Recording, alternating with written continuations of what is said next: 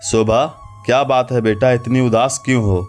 आजकल देख रही हूँ सारा दिन तुम अपने कमरे में ही बंद रहती हो, ना कहीं आना ना कहीं जाना।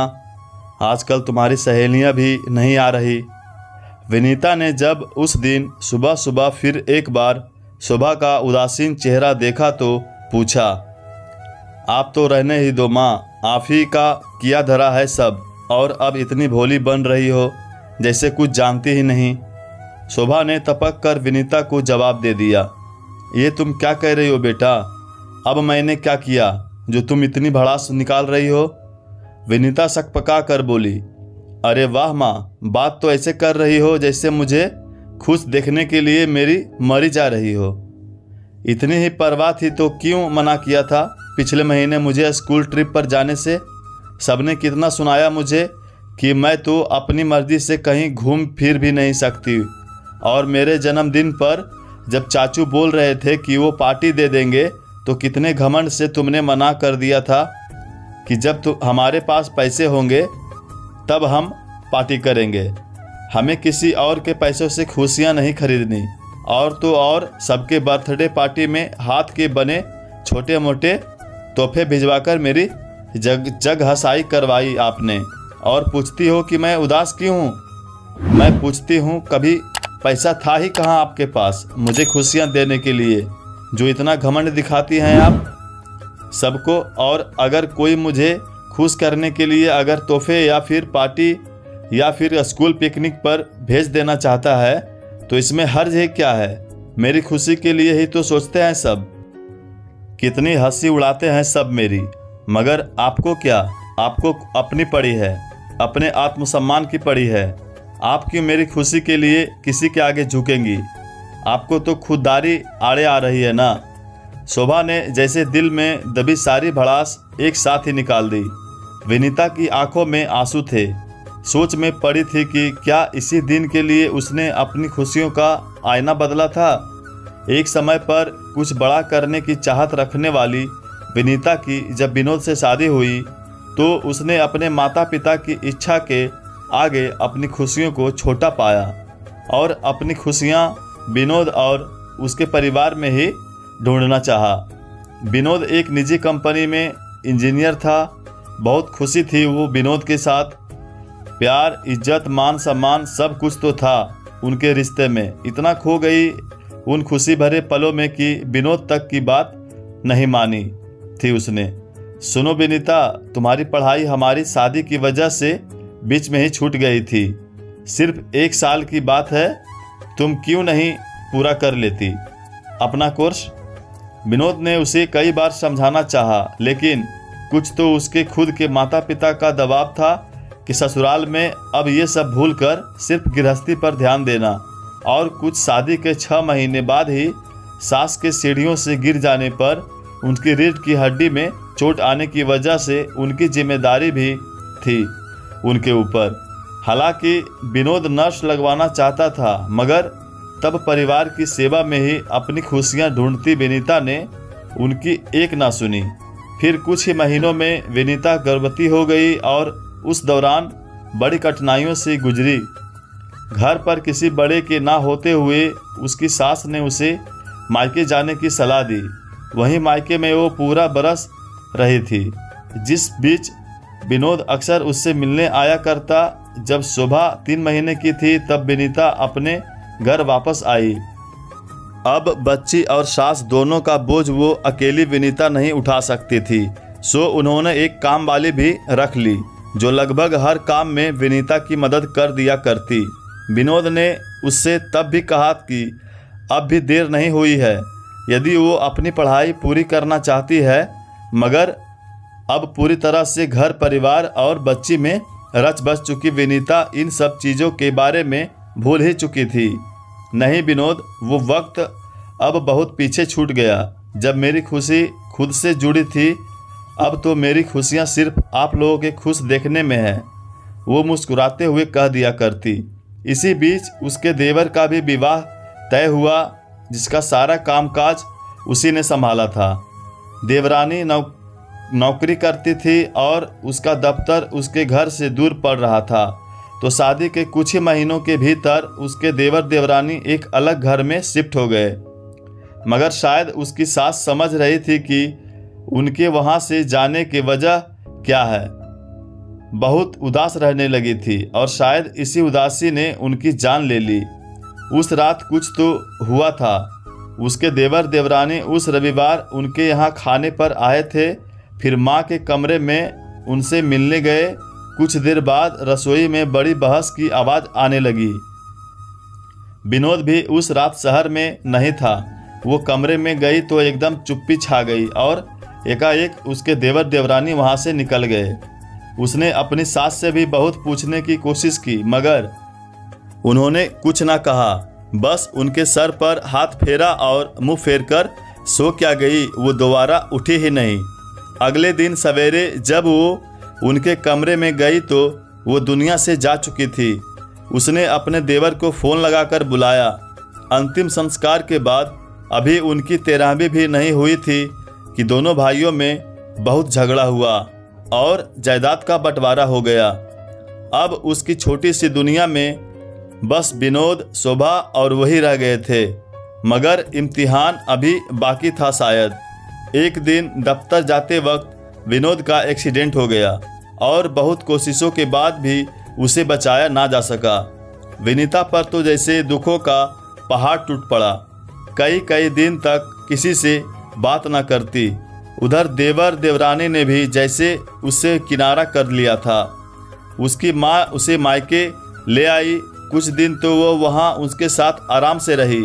शायद सोच भी चुकी थी उन्हीं के साथ रहने का। मगर एक शाम अपनी भाभी को फ़ोन पर किसी से कहते हुए सुना, खुद का तो संसार उजड़ गया, देवर तक तो पूछता नहीं, सो चली आई है यहाँ हमारी खुशियों पर ग्रहण लगाने। सारा दिन मनहूस सा चेहरा बनाए बस घूमती रहती है। हमारा तो हंसना बोलना दूभर हो गया।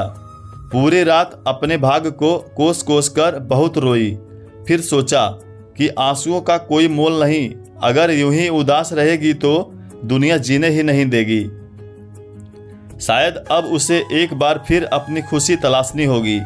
उसने वापस घर जाने का फैसला किया और सबकी मर्जी के खिलाफ वो अपने घर आ गई और गृहस्थी की बागडोर इस बार अपने हाथ में ले ली। नन्ही शोभा को संभालते हुए उसने सिलाई कढ़ाई का काम शुरू किया।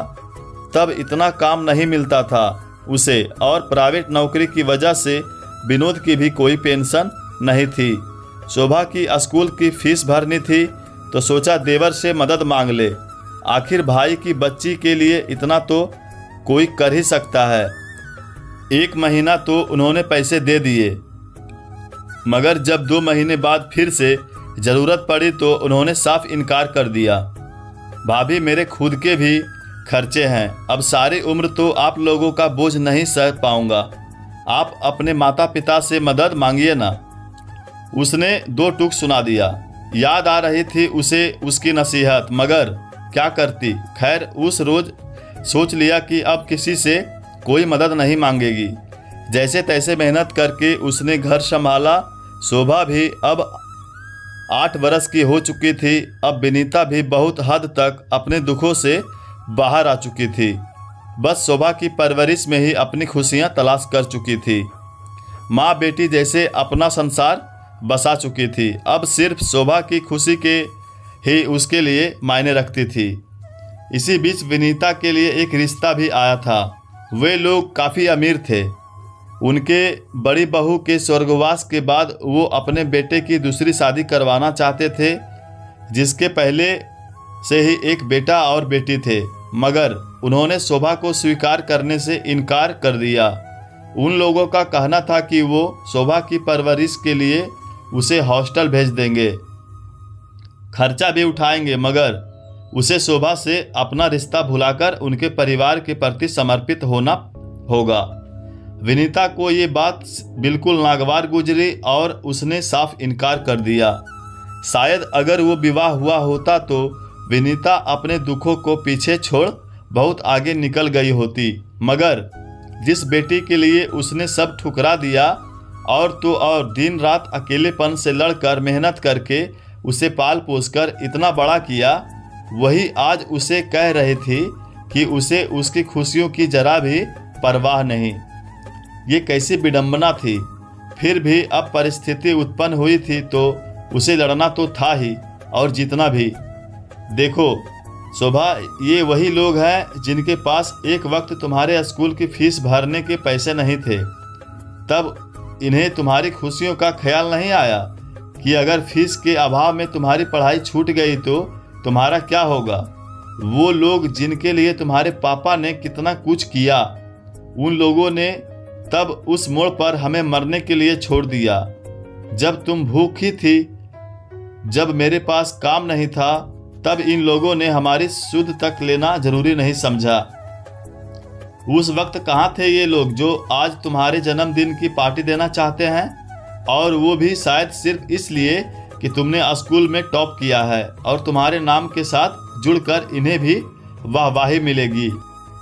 उस पार्टी में तुम्हारे दोस्तों से ज़्यादा इनके संगे संबंधी आते और नाम होता तुम्हारा, और तुम पर खर्च का बेचारी बच्ची का भी तो मन होता होगा ना पार्टी करने का। मगर इनकी माँ के पास तो कुछ है ही नहीं, सो हमने सोचा चलो हम ही कर दे पार्टी, साथ ही इसके टॉप करने का ये हमारी तरफ से इनाम भी हो जाएगा।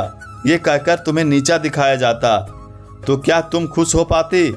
फिर क्या गलत किया मैंने ना कहकर? और अगर तुम्हारी सहेलियों को यहाँ आना पसंद नहीं या मेरे भेजे तोहफे पसंद नहीं तो फिर उन्हें प्यार का मोल ही नहीं है। तोहफे पैसों से नहीं प्यार से आके जाते हैं। और रही ट्रिप्स पर भेजने की बात, तो मेरे लिए तुम्हारी पढ़ाई ज़्यादा ज़रूरी है, क्योंकि जो भूल मैंने अपने जीवन में की वो मैं दोहरा नहीं सकती। काश मैंने तुम्हारे पापा की बात मानकर अपनी पढ़ाई पूरी की होती तो हमें ये दिन देखने ही नहीं पड़ते। इसलिए अब मैं एक पाई जोड़कर तुम्हें बस अच्छे से अच्छी शिक्षा देना चाहूँगी, जिससे कि आज नहीं तो ना सही मगर बाकी उम्र की तुम्हारी खुशियाँ किसी की मोहताज ना हो, जिससे कि तुम हर मोड़ पर अपनी खुशियाँ खुद बटोर सको, ना कि औरों का चेहरा ताकती रहो या उनमें ही अपनी खुशियाँ ढूंढती रहो।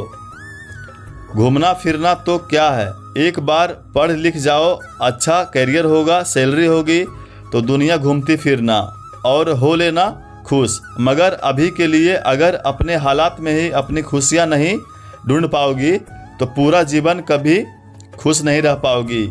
मेरी ये बात याद रखना। मेरे जीवन में भी एक मोड़ आया जब अगर मैं तुम्हें छोड़ देती तो शायद आज बड़ी आरामदेह जिंदगी जी रही होती, मगर मैंने उन भौतिक सुखों और खुशियों से ऊपर तुम्हें चुना। उन दिनों सबके रवैये को देखते हुए मुझे जो ठीक लगा मैंने किया। सब कुछ छोड़ तुम्हारे पापा को भी भुलाकर मैंने खुद को तुम में ही झोंक दिया। तुम्हें बड़ा होता देखने में ही अपनी सारी खुशी समेट ली, और आज ये तुम पर निर्भर है कि तुम्हें अपने जीवन को अस्थायी खुशियों से भरना है या फिर क्षण भंगुर खुशी से भरे पलों के धोखों में पड़कर खुद ही इस चक्रव्यूह में फंसकर बाद में पछताना है। आंटी, मैं अंदर आ सकती हूँ क्या? हाय शोभा, कैसी हो? शोभा की क्लासमेट निधि के आने से उनकी बातों पर विराम लगा। अरे आओ बेटा, बहुत दिनों बाद, कहो कैसे आना हुआ? विनीता ने पूछा। आंटी, वो एक्चुअली आपने जो दुपट्टा मेरे बर्थडे पर भेजा था ना, वो पापा के बॉस की वाइफ को बहुत ही पसंद आया था, और ये जानकर कि वो घर में बना है उन्हें बहुत ही ज़्यादा उत्सुकता हुई आपसे मिलने की, क्योंकि वो अपनी बेटी की शादी की अपनी ओढ़नी पर ही काम करवा ऐसी ही ओढ़नी स्पेशल गिफ्ट के तौर पर बनवाना चाहती थी, मगर उन्हें कोई मिल नहीं रहा था। सो अगर आप उनसे मिल लें तो निधि ने कहा। हाँ ज़रूर बेटा, क्यों नहीं, मुझे उनकी मदद करने में बहुत खुशी होगी। ठीक है आंटी, तो मैं कल उन्हें लेकर आती हूँ। शोभा, कल हम आराम से बैठकर बातें करेंगे, आज थोड़ा जल्दी में हूँ, कहकर निधि निकल गई। देखा शोभा, प्यार से बनाए सस्ते तोहफे में भी कई बार बहुत ताकत होती है। चलो अब तैयारी करनी पड़ेगी, इस ऑर्डर के बाद शायद तुम्हारे लिए कुछ और खुशियाँ खरीद पाऊँ, कहकर विनीता अपने काम में लग गई। शोभा सारा दिन सोच में डूबी रही। जैसे उसकी सारी जिंदगी उसकी आंखों के सामने से गुजर रही हो। वाकई हर कदम पे जिस माँ ने खुद को अपनी मुस्कुराहटों के लिए झोंका था, आज उसने उसी पर इल्ज़ाम लगाकर उसके जीवन की एकमात्र खुशी छीन ली थी। शायद दूसरे दिन जब निधि आई तो माँ को उन लोगों से बात करते देख उनकी आंखों में जो आत्मसम्मान और स्वाभिमान की चमक दिख रही थी, उससे वो सही खुशियों के मायने शायद पूरी तरह समझ गई। शायद समझ गई थी कि खुशियाँ दूसरों के पैसों से या दूसरों के भरोसे खरीदी नहीं जा सकती, बल्कि खुद अपनी परिस्थितियों से कभी लड़कर तो कभी समझौता करके कमाई जाती है। मुस्कुराते हुए माँ के गले लगकर बोली, माफ़ कर दो माँ मुझे, क्योंकि अभी मैं नासमझ हूँ। नहीं जानती थी कि जिन खुशियों की तलाश मैं कर रही हूँ वो तुम्हारे आंसुओं से होकर गुजरेगी। मगर अब नहीं, अब मैं भी खुशी तुम्हारी तरह खुशियाँ कमाऊँगी, अपने लिए नहीं हमारे लिए। दोस्तों, आजकल के युग में हमारे बच्चे बहुत हद तक भौतिक खुशी को असली खुशी का जरिया समझ बैठे हैं। तोहफे, कपड़े, समर कैंप्स, स्कूल ट्रिप्स और पार्टीज वगैरह में दिखावेबाजी की जैसी होड़ सी है। एक स्पर्धा का माहौल सा हो गया है। महंगी गाड़ी में दोस्त को देखते हैं तो अपने लिए भी डिमांड कर बैठते हैं।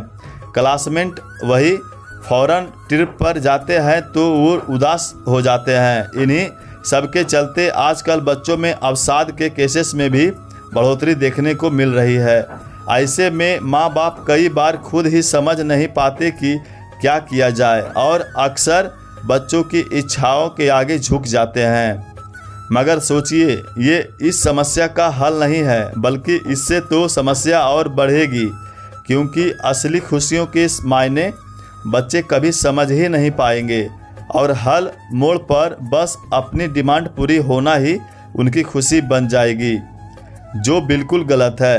दोस्तों, आज की ये माँ बेटी की कहानी आपको कैसी लगी कमेंट बॉक्स में ज़रूर बताएं और चैनल पर नए हैं तो लाइक सब्सक्राइब ज़रूर करें। धन्यवाद।